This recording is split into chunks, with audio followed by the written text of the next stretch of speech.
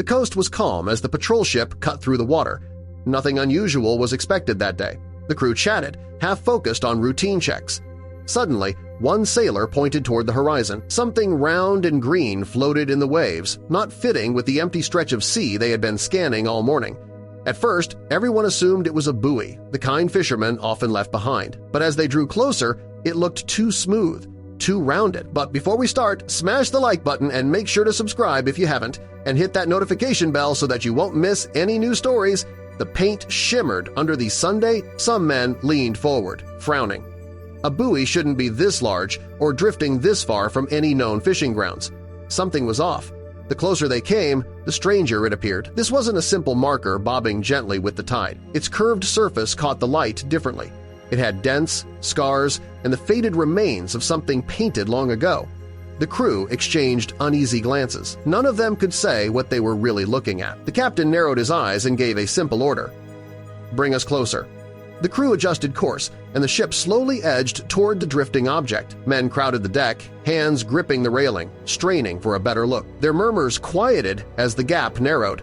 The strange ball loomed larger than expected. A sailor threw a grappling hook, tapping it lightly against the surface. The sound rang sharp and hollow metal, not plastic or wood. It was heavier than anything that should have been drifting freely at sea, the crew muttered. If it was metal, it wasn't just floating by chance. Something must be pulling it. The captain motioned for the rope to be pulled tighter. The ball rocked slightly, and another clang echoed across the deck. The sound was unnerving, as if striking an old tank. Men stepped back without realizing. For a moment, the water around it rippled strangely, and one sailor swore he saw the ball sink slightly. On deck, the men argued. Some insisted it was simply debris. Others were convinced it was military equipment, maybe even something dangerous. The uncertainty put everyone on edge. Nobody wanted to be wrong if it turned out to be something that could explode. They all looked to the captain, waiting for his judgment. Then one sailor broke the silence. "What if it's a mine?" The word spread quickly, carrying weight. Everyone stiffened. Mines had been known to drift for decades, forgotten relics from wars past. The idea was terrifying. The object's size and strange dents only made the possibility feel more real. The air grew tense.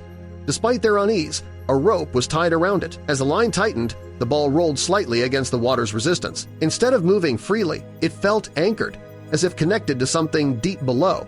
The crew's expressions shifted. It wasn't just drifting aimlessly. Something was keeping it there, hidden beneath the waves. The captain lifted the radio to call command. He reported their coordinates, describing the strange object in detail. But after a short reply, the line went silent. The static dragged on longer than expected. The captain tried again.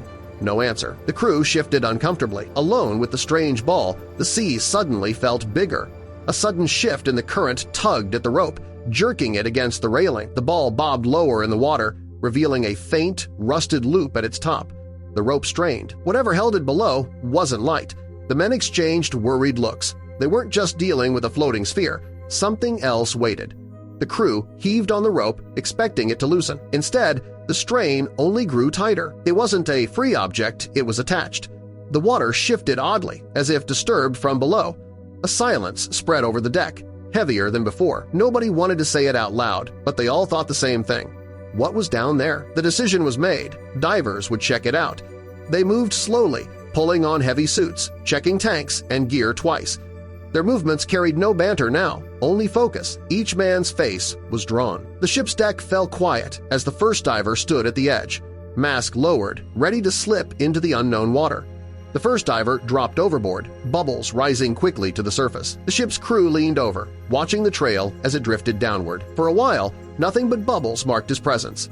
Then, faintly through the line, his voice crackled steady but strained. Following the tether down now, the water below seemed darker than before. The diver followed the rope deeper. His torch cut through swirling silt, each beam revealing empty space.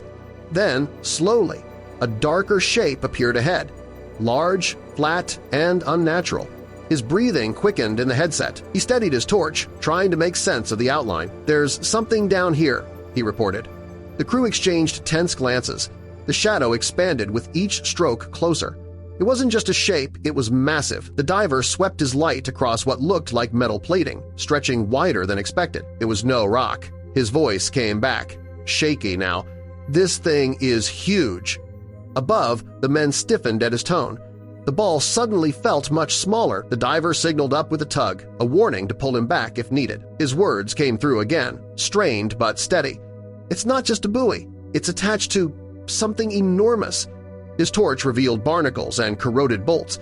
It looked like part of a hull. Nobody spoke on deck. The silence said enough. Suddenly, the radio cut to static. His breathing, his words, gone. The bubbles slowed on the surface. Panic stirred on deck. The captain barked for a second diver. Below, the second diver followed the same line downward. His torch swung across shadows until he spotted the first diver, safe but frozen in awe. Ahead of him, the same massive shape loomed larger than before. The second diver steadied his breathing. He muttered quietly, "It's a wreck." Above, only static returned to the waiting crew. Together, the divers circled the mass. Their lights revealed edges, seams, and rusted bolts. Barnacles covered much of it, but the shape was clear. This was not random debris. The structure lay silently, half buried in silt, as if sleeping. Both divers hovered, aware of the size. It wasn't just large. It was once built to hold men. The divers scraped gently, revealing markings hidden beneath growth. Letters emerged, faint but unmistakable. Old lettering, the kind used decades ago. The divers steadied their lights. A ship's nameplate, though half eroded. "It's a vessel," one whispered into the comm.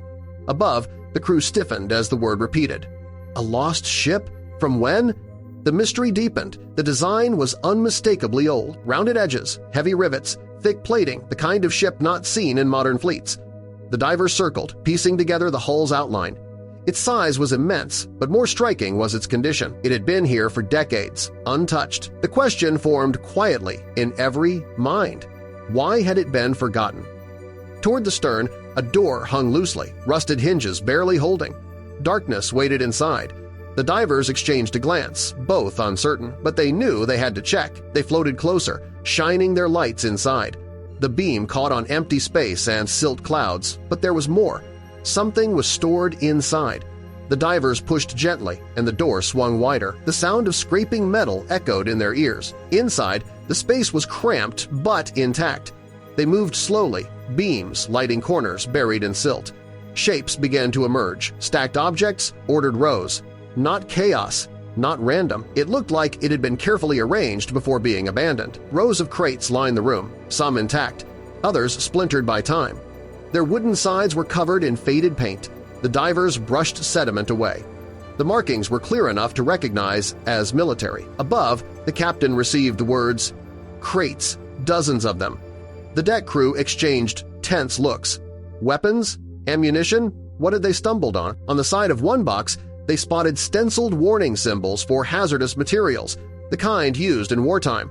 For a moment, the divers froze. Uncertain if they should move closer, they steadied their nerves, brushing deeper. The markings weren't for explosives. They were for storage, something fragile, something once valuable. The mystery only grew. It became clear the sphere wasn't random. It was a marker, tied to the wreck to help locate it, but not to reveal it openly. Someone had wanted it hidden, yet still traceable. The realization sent a chill through both divers.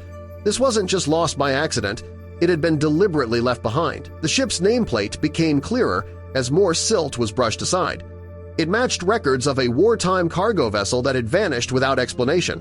Its mission had never been fully known. Until now, the divers exchanged a look.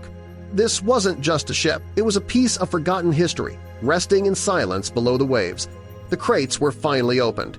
Inside lay preserved tins, faded packages, and bottle supplies, medicine, bandages, food rations meant for civilians. The ship hadn't carried weapons at all.